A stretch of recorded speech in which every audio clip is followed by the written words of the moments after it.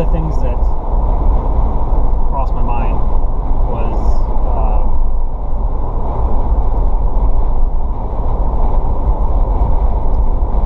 my focus has been on my day-to-day life, my work life, my daily activities. There's nothing wrong with that, because I'm able to really focus in. And this is where what I'm getting to here is focus. Where my focus is, how narrow and how wide it can be, could be, should be.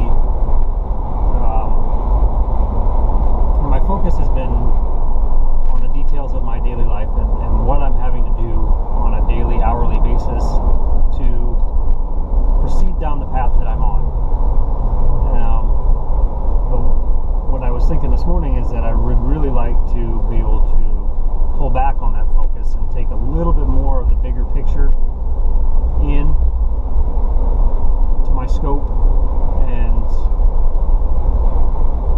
spend a little time talking about generalized plans, generalized goals, generalized ideas of what my life is and where it's going. And reminded again of the limitations of our capacity as humans in our minds and what we can mentally absorb and present. There's a limitation to all of that, and I have yet to figure out a way to simultaneously present or absorb, depending on which perspective you're coming from, the smaller, limited details of an hourly existence and the scope and range of a universal existence. So what I have to do is I have to change focus back and forth to lock into some of those details, which is where I've been recently, but then I need to pull back out and on occasion take a look at the big picture and how all those small details affect that big picture and how that big picture affects those small details. So I'm hoping, it probably won't be today, to maybe spend a little time doing that right now, because of the requirement of my time and attention on what I'm doing.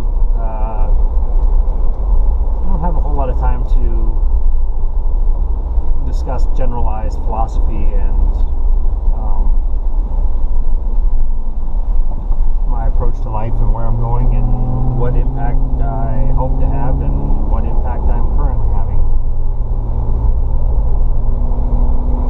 So hopefully in the next few weeks I will get myself to a point where I don't need to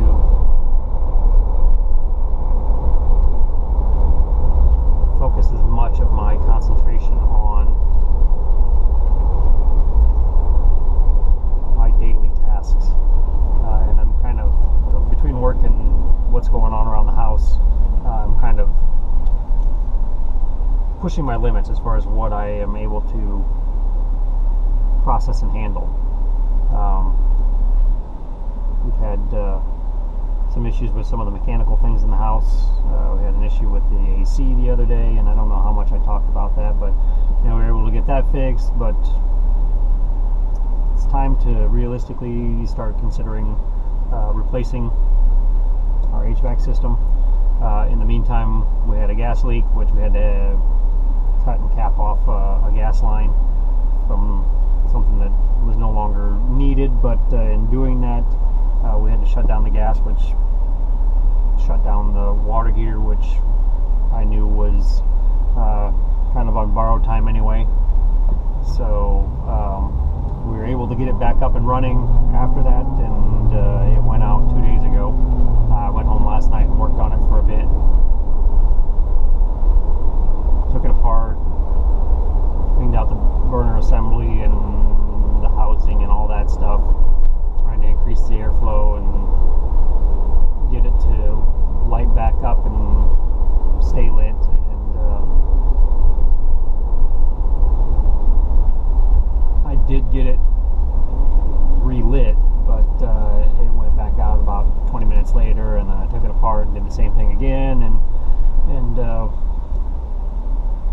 it just wouldn't stay. And just on the knowledge I have of water heaters having to coordinate replacements at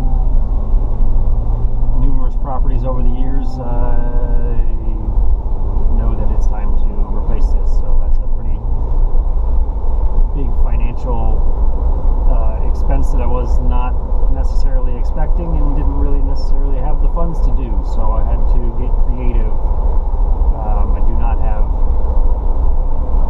the financial capacity to just hire a plumber to have him come over and take care of it, even though he might give me a better deal than he gives some of our owners. I don't want to count on that, and I don't want to ask for it, and I don't really even want to accept it if it was offered, because I don't want to take advantage of people that I have a professional relationship with, and that wasn't an option for me. I just financially couldn't swing that.